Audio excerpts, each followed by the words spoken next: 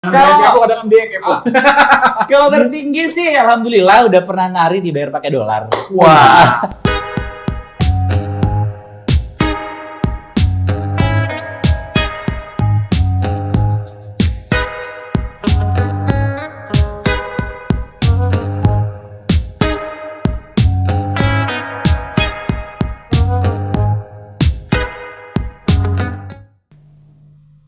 Rumahnya di mana, Nupus? Tiba-tiba. Langsung ya. Jadi kegiatan sekarang-sekarangnya apa? Kegiatan sekarang Awakan kuno itu. Simulat ya. ya.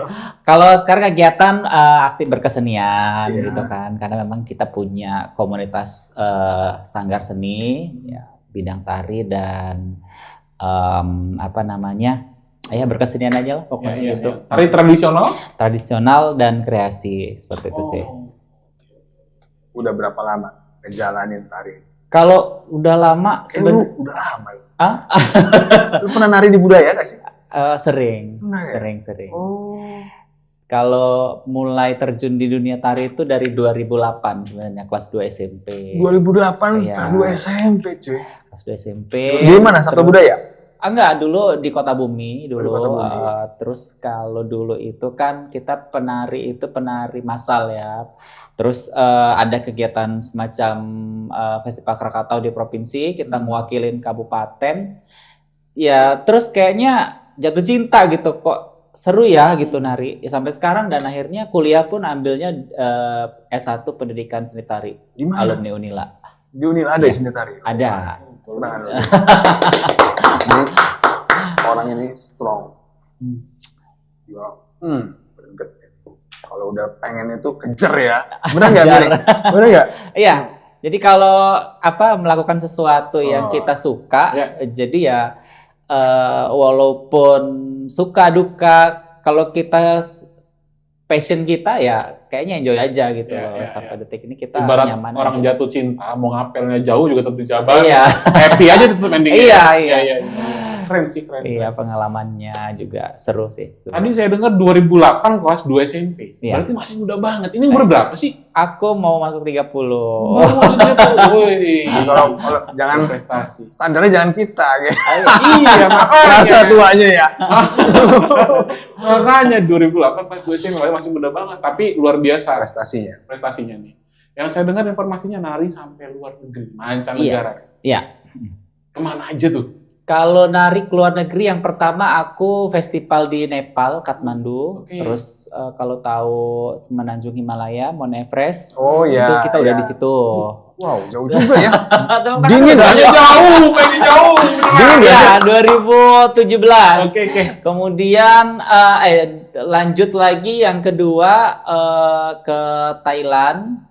Setelah ke Thailand, ke Kyrgyzstan, kemudian itu event dari mana? Saudi. Eventnya dari undangan sih, dari luar. Oh gitu. Ya, jadi aku cuman yang ke Thailand aja yang ada sponsor dari pemerintah. Kemudian yang lainnya itu sponsor dari luar semua, dari event organizer dari luar. Dan memang melihat portofolio kita aktif. Dan ya sebenarnya nggak jauh-jauh, itu materi tari Lampung aja gitu, upload di sosmed, terus tiba-tiba dapat undangan gitu ya, akhirnya kita cross check, dapat free flight gitu kan, pesawat, ternyata ada, ya udah jalan gitu. Itu. Gue tuh penasaran sama apa itu? Dari Kota Bumi kan? Iya. Lampung Utara. Iya. Itu ikut tari massal, zaman itu kan ada kegiatan tari massal. Iya dulu. Pertama kali ke Bandar Lampung itu ikut sanggar di mana? Kalau untuk pertama kali di Bandar Lampung kan memang dulu SMA juga di Kota Bumi kan, satu Kota Bumi. Lepas dari masa SMA langsung lanjut kuliah di Bandar Lampung. Ambil seni tari tadi itu ya? Ambil seni tari gitu. Tapi memang ketika di kampus sudah dapat pelajaran mata kuliah seni tari yang memang secara teori, tapi di luar saya freelance dari sanggar ke sanggar yang ada di Bandar Lampung ini. Saya mencoba untuk praktek Jadi ilmu prakteknya saya tetap ya belajar kan bisa di mana aja kan, nggak harus di kampus gitu loh. Dan kayaknya menurut saya pengalaman di kampus masih kurang inputannya buat saya gitu. Jadi ya udah sekalian nambah teman, nambah wawasan, nambah relasi juga. Akhirnya saya freelance tiap Sabtu Minggu itu pasti ada dulu wedding dulu kan. Jadi siapa duluan yang duluan calling itu yang kita iniin gitu, kita bantu seperti itu. Sehaus itu kah? Sampai di kampus aja kayaknya kurang nih, kita harus cari di luar nih. Iya. Seberapa menariknya sih dunia tari ini? Iya, menarik banget gitu. Jadi karena memang nggak tahu ya, kayaknya kalau di rumah gitu, kita kayak boring, kayaknya ada aja rasa yang dieluh gitu kan, kayak capeknya kerasa, beteknya kerasa. Tapi kalau udah keluar, kumpul dengan komunitas, dengan teman-teman tuh kayak dunia itu berwarna gitu loh, kayak semangat aja gitu. Gitu sih, karena memang suka aja. Karena cinta tadi itu ya. Karena kita suka juga cinta. Sampai akhirnya lu punya sanggar, kan gua ngeliatnya ada sanggar. Apa nama sanggarnya di? Nufusa Ethnica. Nah itu kayak mana ceritanya? Seorang berdedikasi banget ya. Nggak semua orang bisa buka sanggar. Iya, bener. Gua kenal banyak penari soalnya. Ya sebenarnya dimulai dari mana? Dimulainya itu dari dulu kan waktu zaman mahasiswa kita sudah buka privat les tari lah ya. Jadi kayak sekolah-sekolah. Oh, lu ke sekolah-sekolah gitu. Sekolah-sekolah yang ada di Bandar Lampung gitu kan. Ada kegiatan FLS 2N. Kemudian kita katakanlah kontrak lah ya, project untuk lomba di tingkat kota maupun provinsi. Nah, jadi anak-anak didik kita dari tiap sekolah itu yang bagus-bagus kita rekrut untuk yang punya bakat. Iya, artinya kan dia tidak mentok hanya sebatas di sekolah itu kemudian lomba selesai. Tapi lepas dari dia berkompetisi, kalau dia anaknya secara attitude bagus, narinya bagus, minatnya juga posturnya bagus ya kan? Posturnya bagus dan istilahnya bisa nih gitu kan. Ayo gabung. Ya, akhirnya kita dari beberapa sekolah tersebut ya akhirnya ini sendiri gitu loh, yang bagus-bagus filter sendiri gitu. Jadi akhirnya ya udah buat komunitas aja deh gitu. Yang penting saya punya karya, kita teman-teman juga bisa eksis. Kemudian alhamdulillah kita bisa cari jajan bareng-bareng gitu lewat komunitas ini. Seksi dancer nggak? Seksi dancer sih kalau enggak ya, kalau aku sih lebih kepada ke etnik ya, Nufusa Ethnica. Jadi tetap ada sentuhan etnik, kemudian tradisi dan inovasi lah gitu. Jadi tidak melulu tari yang klasik seperti tari samba dan bedana. Kalau kontemporer juga pasti buatnya harus ada etnik-etniknya, ada sentuhan tradisi Lampungnya gitu-gitu. Terus kalau seksi dancer tuh kan dia terlalu lepas ya, jadi kayaknya saya juga nggak pas gitu dengan background saya SPD pendidikan tuh kan kayaknya nggak ada kayak linear ya, tidak jauh dari kata mendidik gitu, jadi kayaknya nggak deh gitu. Tapi kalau ada misalnya klien yang mau sih seksi dancer, akan saya lempar ke teman-teman yang bisa gitu. Seperti itu. Jadi nggak semua kita ambil, tapi bisa kita bagi-bagilah gitu rezeki. Gitu. Ini sorry sebelumnya ya. Kalau kita perhatikan kan minat cowok di tari itu agak kurang ya. Tapi Mas Nufus punya keinginan yang besar di situ. Apa trigger utamanya? Dulu tuh dari mana awal mulanya sampai kayaknya ini nih passion gua nih gitu kan. Oh gitu. Enggak, kalau dulu kan zaman kecil itu sudah suka ya, maksudnya lihat-lihat acara-acara pagelaran kayak misalnya di TVRI gitu kan. Terus banyak juga kan penari-penari yang kayak tari piring itu kan cowok-cowok pada nari tuh kayaknya frame imajinasi waktu kecil tuh kayaknya keren aja gitu kan. Dan kayaknya di Lampung juga belum banyak gitu. Ya udah akhirnya coba aja deh gitu. Kita terjun di bagian tari Lampung.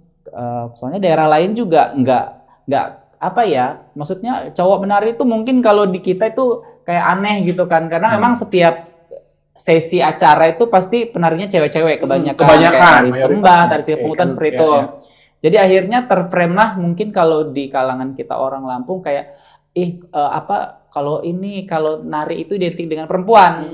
Tapi ya kita coba wawasan kita buka kan. Mendobrak stigma itu ya. Iya, di luar sana itu penari-penari bagus. Kayak contohnya aja Deddy Malik juga bagus tuh dia kalau garap. Kemudian ada Nini Towok yang punya gagasan bagus. Kemudian banyak maestro tari yang cowok malah lebih apa ya? Karyanya lebih gila-gila. Lebih bagus. Karena imajinasi cowok lebih tinggi daripada perempuan. Iya, terus apa ya? Daya kreativitasnya itu lebih gokil. Iya, lebih strong gitu. Kadang-kadang kan cenderung ke malu mungkin cowok tuh untuk mengekspresikan diri lewat tari itu ya gitu ya.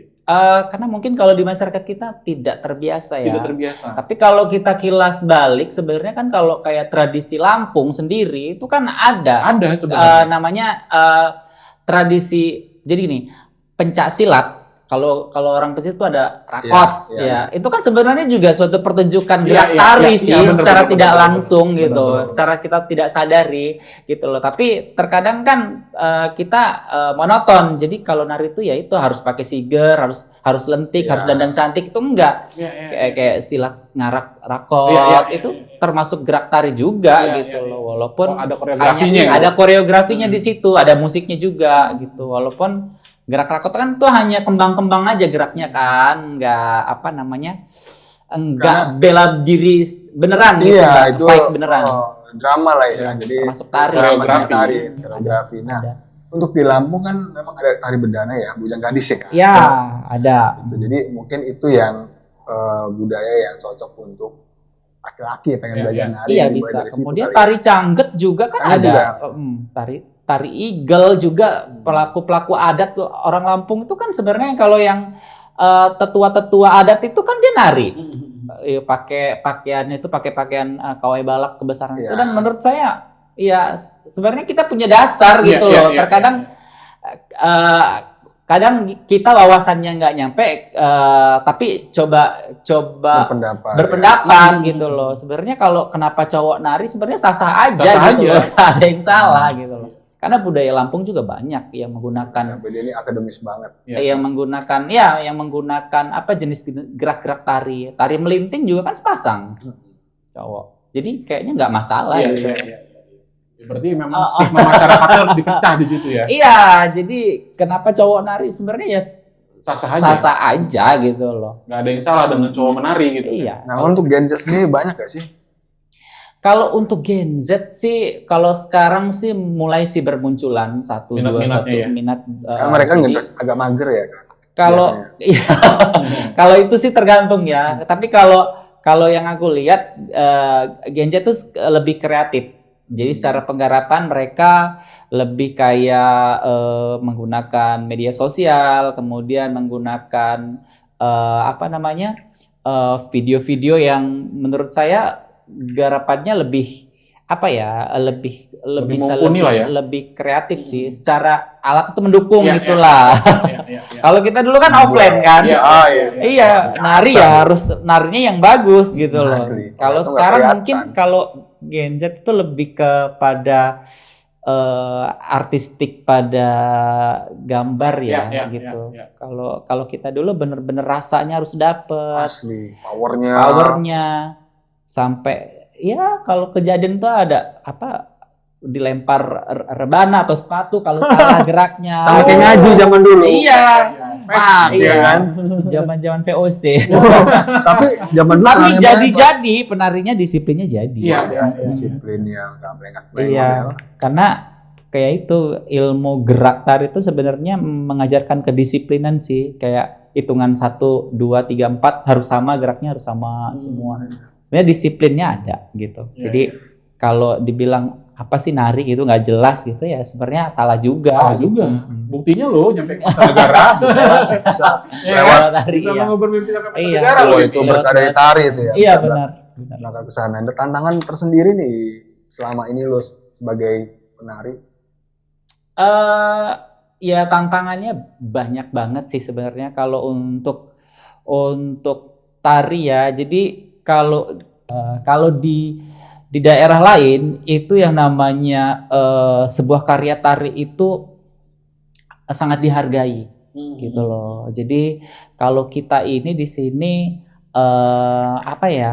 Menurut saya belum cukup menghargai sih sebenarnya gitu loh. Menghargainya seperti apa sih? Menghargainya gini, jadi yang namanya kita berkarya gitu kan. Contoh misal satu kecil gini, karya tari, kita buat tarian, buat musik, buat gerak tuh susah kan? Oh iya. Ide gagasan kita kita Pasti. curahkan, kita tuangkan gitu. Tapi di satu sisi terkadang sesama pelaku seni tari itu Yang copy paste aja gitu ya? Iya itu, bahkan ada sempat kejadian itu musik kita buat dipakai musiknya di acara hajatan-hajatan begitu, terus dipakai ngamen lah ya. Kemudian nama gerak tarinya dirubah, nama tariannya dirubah, dan itu merupakan apa ya? Karya Jadi lo jadi nggak ada Iya, jadi penghargaan akhirnya buat kayak- penciptanya ya? Iya, jadi kayak etika berkeseniannya itu kalau di sini belum Pernah ngalamin gitu? mulai.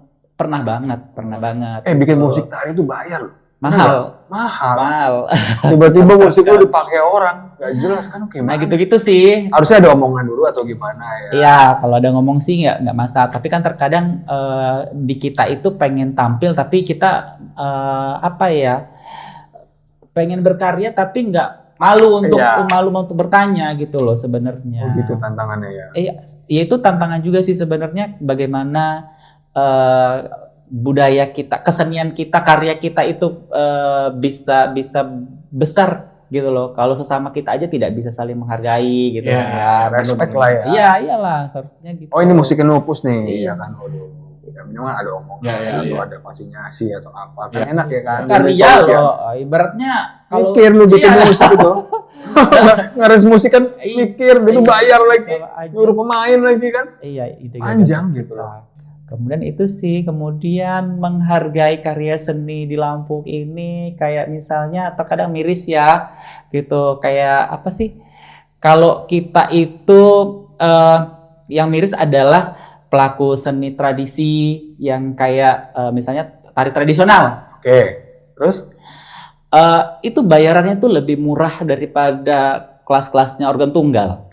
Bingung ya, Gimana bagaimana cara bisnis? menghargai itu ya? Iya, jadi ya itu sebenarnya apa ya yang saya rasa aja sih gitu kan. Jadi kayak ini kita berbicaranya ini loh, apa bagaimana kita bisa menghargai budaya Iya, kita iya. gitu loh. Kalau misalnya kita mengundang tarian gitu kan, tarian adat Lampung misalnya dengan kostumnya yang mewah sekian gini-gini. Oh iya. Kemudian bisa nggak sih minta tolong harganya sekian gitu kan.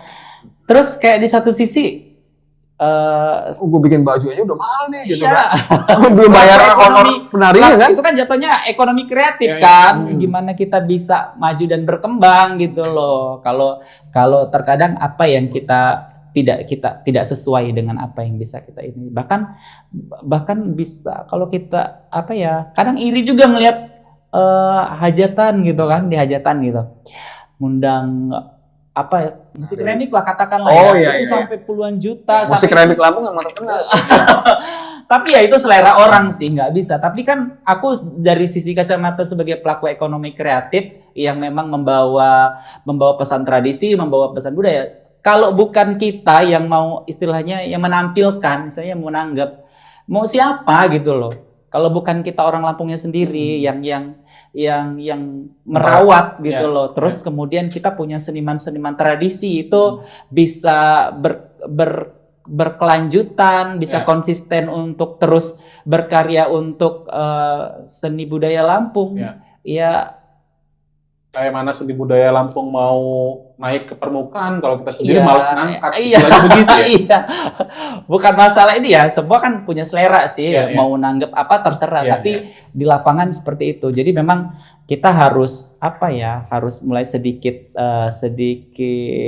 bergaining dengan ini. Jadi kayak perlunya apa nih gitu kan. Kadang kan maunya simple, misalnya kayak tari Sigep Penguten, tari sembah, itu saya tuh kalau musiknya live itu sudah berapa seniman yang bisa dong. hidup. Iya, Dion, betul. Kulintang. Itu kan mahalnya di situ. Kadang dibayarnya tidak salary-nya tidak sesuai dengan apa ya gitu. Pengennya itu lebih apalagi lebih diangkat lagi lah gitu. Lebih loh. mensejahterakan seniman yang pasti Iya, kan. dengan kita yang tinggal di Lampung. Ngomong-ngomong, lu pernah dapet tertinggi berapa nih?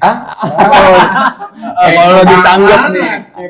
Kadang-kadang dia kepo.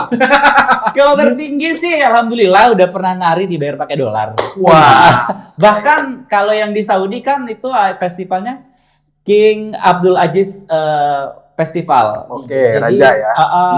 Pangeran Oh, Saudi. Jadi aku berkesempatan umroh di sana. Jadi lewat festival ada free 2 hari. Alhamdulillah bisa ibadah umroh menyempatkan. Jadi itu value-nya luar biasa kalau dihitung secara nilai ya. Iya, jadi kayak kayak 30-an tuh kan. iya, jadi kayak apa ya, berkah sendiri sih gitu loh. Kan kalau selama ini ya udah berbuat aja gitu kan, kayak ngapain sih lu kayak lupa makan, lupa apa, latihan aja. Tapi ya di balik kepahitan dan keperian kita, proses itu pasti ada sesuatu yang manis gitu. Iya. Nah, sudah punya pengalaman termasuknya keliling dunia lah ya, walaupun mungkin belum semua ini ya. Negara mana yang paling berkesan? Yang paling berkesan itu Kyrgyzstan. Yang paling berkesan tuh banyak apa? Semuanya berkesan sih. Semuanya berkesan. Oke, yang punya nilai spesial gitu. Ini momennya memorable banget nih, nggak bisa nih. Iya, kalau itu Saudi. Saudi Arabia, Saudi sambil umroh kita dapat pengalaman spiritual kita sebagai umat Muslim dapat. Kemudian dari sisi legacy kita tamu negara kita juga sangat dihargain dan ya itu menurut saya itu sesuatu yang nggak bisa dinilai dengan apapun gitu loh. Karena itu bukan eventnya pemerintah Indonesia. Oh iya, bukan event King Abdul Aziz Festival. Festival. Itu internasional ya? Internasional, 62 negara dan alhamdulillah gitu. Gimana cara masarin sanggar lu sampai ke King Abdul Aziz Festival itu gimana sih? Iya. Lewat apa? Instagram atau lewat YouTube atau? Kita memanfaatkan sosial media gitu. Terus kita terus berjejaring sih sebenarnya gitu. Nggak malu bertanya dengan siapapun. Tidak menutup kemungkinan juga saya belajar dimanapun selagi kita nyaman dengan orang tersebut dan pengalamannya lebih tinggi daripada kita ya nggak apa-apa. Kita apa ya, kita mau belajar, kita menaksimkan diri kita pengen niatnya itu dulu ya. Iya. Sama yang akhirnya penting kebangun relasi loh itu kan. Iya, yang penting lo asik gue asik gitu aja sih. Jadi tekniknya dapat gitu. Nggak ada kita mau yang bersaing kayak mana enggak. Baju udah banyak nggak sekarang? Kalau baju alhamdulillah kita udah punya satu, ya katakanlah satu tempat lah ya khusus untuk kostum itu, satu rumah lah untuk kostum. Jadi ya menurut saya itu masih belum lengkap gitu loh untuk melengkapi. Cara melengkapi dia tuh gimana sih, ngisiin jobnya bagaimana? Iya, dengan cara berarti seperti itu. Bertahap. Jadi benar ya? Bertahap dan ada yang buat, ada yang beli. Jadi kalau seandainya kita lagi pengen kreasi kita sendiri, dan alhamdulillah kebanyakan buat. Jadi kostum yang kita punya itu tidak pasaran. Ya. Pernah nggak pas mau manggung belum jadi nih baju nih? Pernah, jadi harus kebut dulu. Oh gitu. Harus dijahit dulu, dipahit dulu. Bagian ini dipasang dulu. Hah? Ada. Kejar target. Biasalah kalau itu mah. Menjahit makanan suka gitu kan ya? Iya. Tapi kan kalau aku dulu SMP sempat dapat pelajaran tata busana. Oke. Kelas menjahit. Wah, ini dapat. Berbakat nih. Jadi udah daripada ini kan. Tapi ada sesuatu yang memang kalau nggak bisa dikerjain sendiri kita oper ke penjahit biar rezekinya juga bagi-bagi. Gitu. Nggak semua kita bisa pegang, nggak bisa handle. Gitu. Iya. Nah tadi kan Mas Nufus sempat bilang ya bahwa di Lampung sendiri untuk penari lakinya itu terbilang sedikit. Banyak sebetulnya. Banyak sebenarnya. Cuman yang kayak dia ini sedikit. Iya. Apakah jadi privilege tersendiri karena nggak banyak pemain itu? Enggak juga sih, sebenarnya natural lah. Betul gini. Apa pembeda dia dari teman-teman yang lain gitu sehingga dia bisa sampai ke titik ini. Adios. Akademis dia bedanya. Yang memang dia ahli di bidangnya dulu gitu kan, terus juga niat untuk belajarnya tinggi. Ya, yang penting kita mau belajar gitu, dari nggak tahu menjadi tahu gitu sih sebenarnya. Nah untuk di Sanggar itu semua kebudayaan tari dipelajari atau hanya Lampung aja? Kalau untuk di Sanggar sih kita Nusantara kita coba gitu, karena memang pernah juga beberapa dapat project itu challenge-nya menggabungkan tari-tarian dari berbagai daerah. Ada yang sampai 5, ada yang se-Sumatera full harus di masuk dari Aceh, Sumatera. Iya, pokoknya tergantung lah, itu mah tergantung. Medan ya. Tapi kalau secara teknik sih mungkin kita pelajari lah, tapi tidak mendetail. Ya kan, pasti rasanya basic aja. Iya, hanya taste aja sih gitu kan. Mungkin nuansa. Tapi kalau mendetail yang harus itu susah, karena kalau kita bilang itu ketubuhan Lampung mau dihajar menjadi Jawa yang pure, kita pasti kalah dengan orang Jawa beneran gitu kan, atau kita kalah dengan orang Kalimantan beneran gitu. Tapi kalau main nuansa insya Allah kita masih bisa lah, masih sanggup gitu loh. Itu sih. Dia tahu solusinya. Iya. Semua gak bakal jadi pemenang di sini. Tapi kalau di sini oke, gue main gitu ya. Itu skill lu. Benar, Bos. Ngalir aja sih, Bang. Dan itu karena mungkin juga dari pendidikan di Unila juga kali ya. Ya. Jadi diarahin ke sana.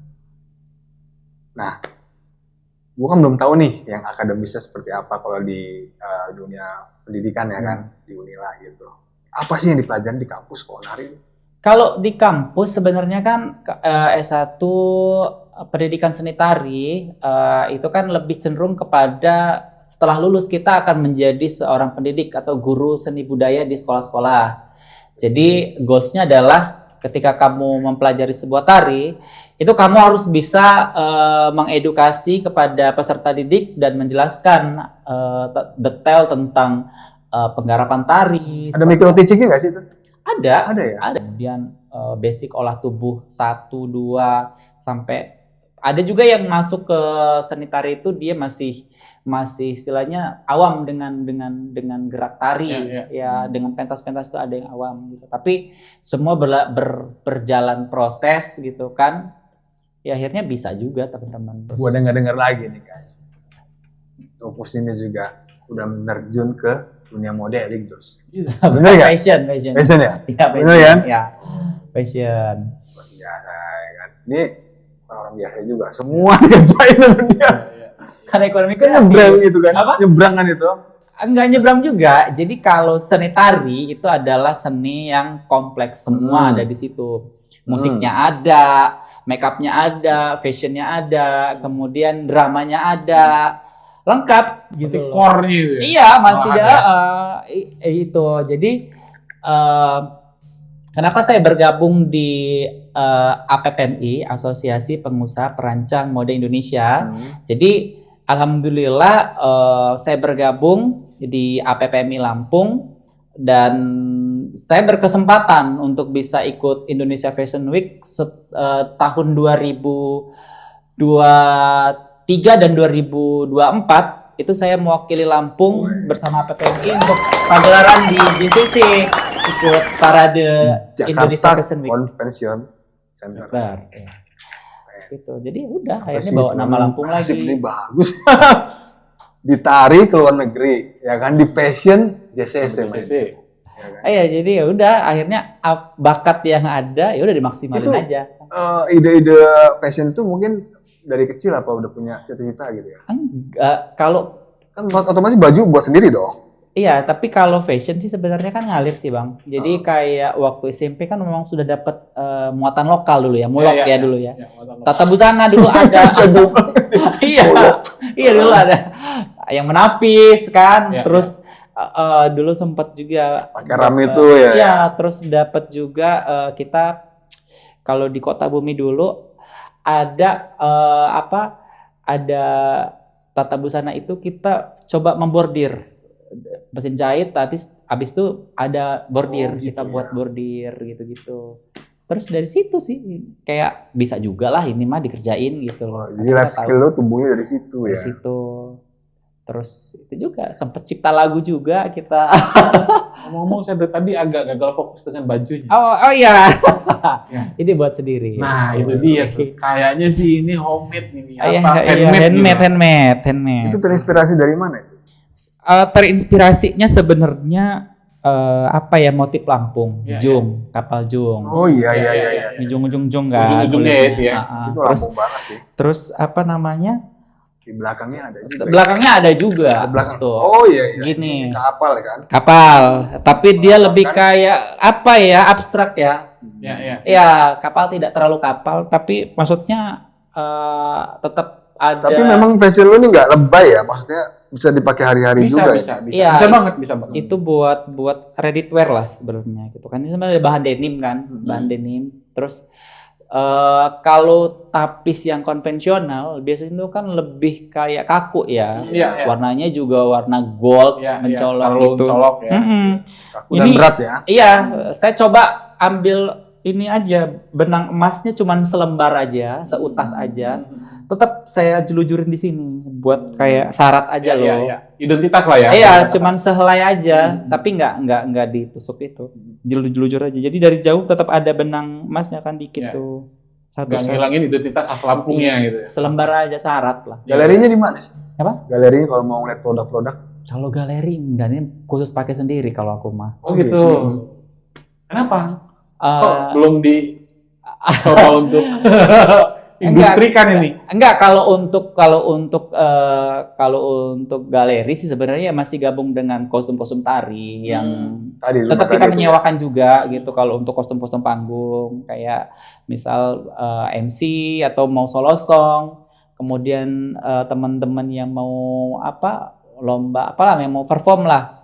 Ya ada gitu, kadang lihat katalognya aja di Instagram, ya ke rumah udah gitu aja, nggak gitu. ribet. Ada yang pernah pesen custom nggak sih sama Banyak. itu?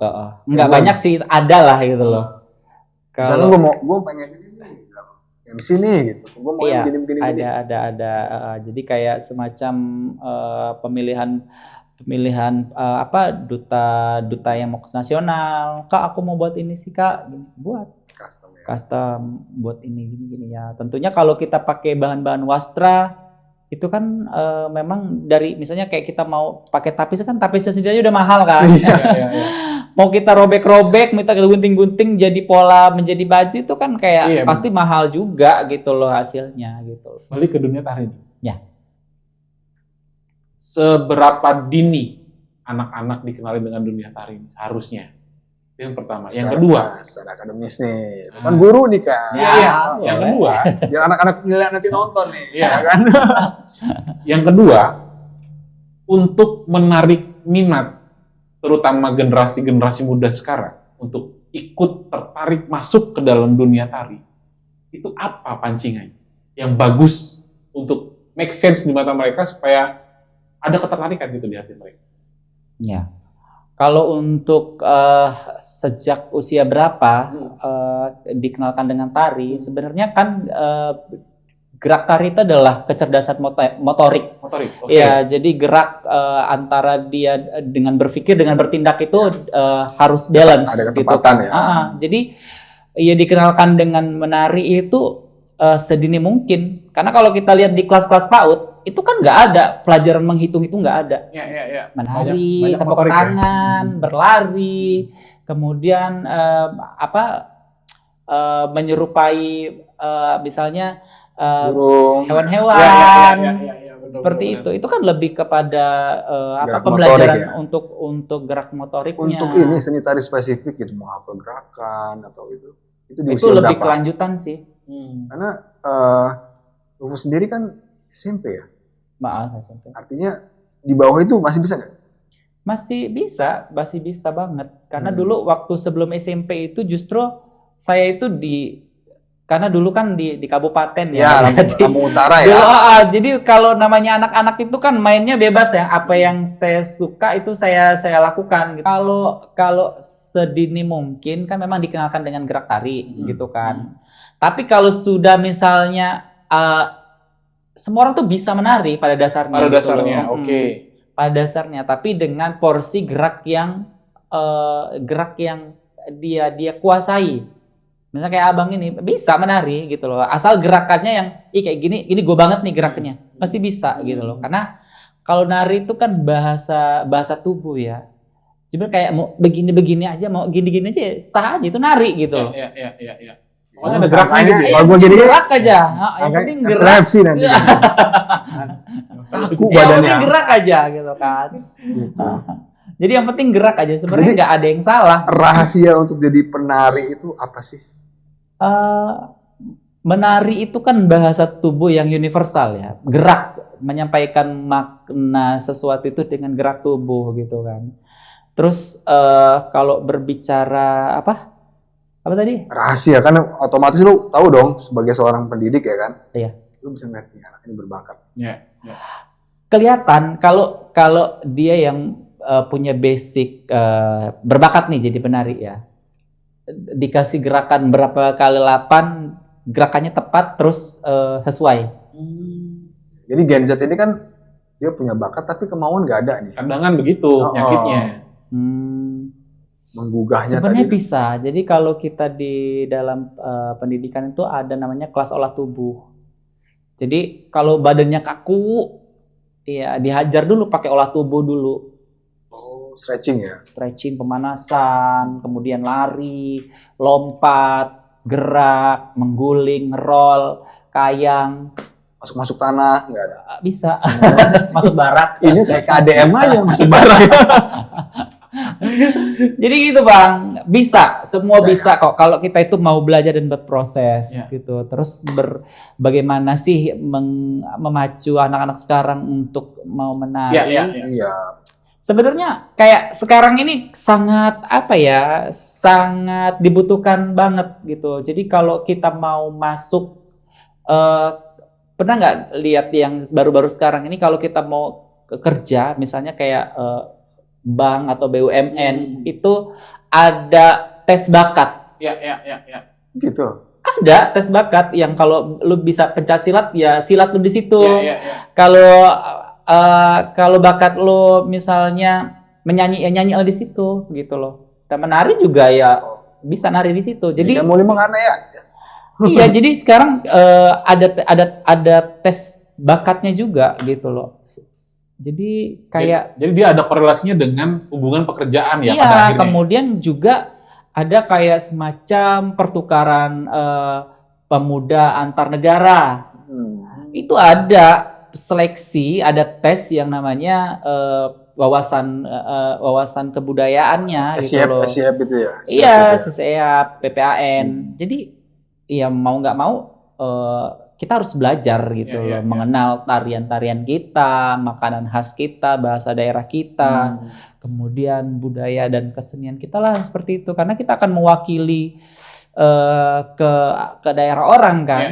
Ketika kamu ditanya tentang Lampung kan akan sangat konyol, nggak bisa. Mana sih tarian Lampung? Kayak mana ya? Buka aja YouTube. YouTube aja yang disuruh berangkat gitu kan. Pertukaran pelajar ya. Berarti udah punya alasan ya untuk masuk ke dunia tari, banyak banget alasannya tuh. Banyak manfaatnya tuh. Ada yang skeptis nggak sih dengan apa yang lagi Mas Nufus gerak Ngapain nari gitu nggak menghasilkan gitu kan. Ada nggak pandangan-pandangan orang yang skeptis ke arah sana terus akhirnya menjadi underestimate lu gitu ada nggak sih? ya terus akhirnya jadi gua buktiin nih gitu kan. Sebenarnya apa ya, enggak, kalau membuktikan seperti itu enggak. Jadi apa ya, justru kalau apa namanya diremehkan lah jatuhnya ya. Mungkin ada lah dari gitu daerah ini dari daerah bisa apa sih gitu. Ya bisa apa sih ini anak Lampung satu ini ngapain gitu kan. Tapi enggak juga, akhirnya kayak menjadi sesuatu ya. Saya bergerak itu bukan atas dasar kita untuk membuktikan pada orang itu, bukan. Lebih kayak pembuktian pada diri sendiri aja sih gitu kan. Bahwasannya setiap orang itu punya bakat dan rezekinya masing-masing gitu kan. Ya mungkin yang saya tekuni ini aneh menurut orang awam ya. Yang di luar gitu kan. Karena kita kan punya berarti punya wahana sendiri lah gitu ya. Kalau dari orang tua sendiri gimana? Support. Kalau alhamdulillah kalau untuk orang tua sendiri sangat support. Karena kalau banyak orang tua aku tentara. Lu masa kuliah nari kan gitu kan? Enggak, kalau bapakku kan itu sebenarnya guru silat. Dia dulu Paku Banten dulu. Jadi Berarti lu bisa silat dong nih. Dikit. Hati-hati loh, Terus Jo. kalau emakku sendiri dia orangnya appreciate sih sama kegiatan seni gitu. Artinya selagi itu positif Dan lu tidak bertanggung jawab merugikan, ya. dan saya bisa membuktikan gitu loh bahwasannya apa yang kita lakukan itu nggak aneh-aneh, nggak macem-macem, tapi semata kita membanggakan keluarga, membanggakan daerah dan orang-orang di sekitar kita gitu loh. Biar lolos Unila kemarin, tes pendidikannya itu ngambil jurusan tari dari mana jalur? Oh, tes ya? tertulis. Nggak sih kawan kampus yang SPD jurusan tari ini tapi nggak linear kerjaannya sama? Banyak. Jadi ada beberapa teman-teman itu yang kerja di tol juga ada. Masa sih? Demi Allah ada. Kemudian dari Jadi kalau ada mobil yang nggak bayar, bapak, stop. Wah, sopan sekali ya. Ada kemudian yang kerja di banker juga ada banyak. Kemudian ada juga yang berkarir di ya ada yang mua-mua, ada yang di wedding organizer, kemudian banyak deh gitu. Ada yang tetap Yang buat sanggar. Yang buat selain sanggar, lu ada nggak? ada juga, ada beberapa gitu. Tapi memang tidak banyak, sebenarnya tidak banyak. Boleh nggak sih kasih saya satu contoh gerakan kecil aja? Waduh. Gerakan tari yang kecil aja. Saya pengen, karena pose orang tari itu nggak bisa dibohong, coy. Oke, menarik ini. Apa nih? Bisa nggak? Bisa apa deh? Terserah deh. Satu pose yang gerakan tari yang berakhir pose yang simpel aja. Simpel. Boleh deh. Kalau sambil berdiri juga boleh. Aduh, duduk aja lah. Oh gitu boleh. Naik atas meja boleh? Nanti frame-nya terpotong lagi. Aman. Ya? Nanti kita sawer kalau di atas meja. Iya udah.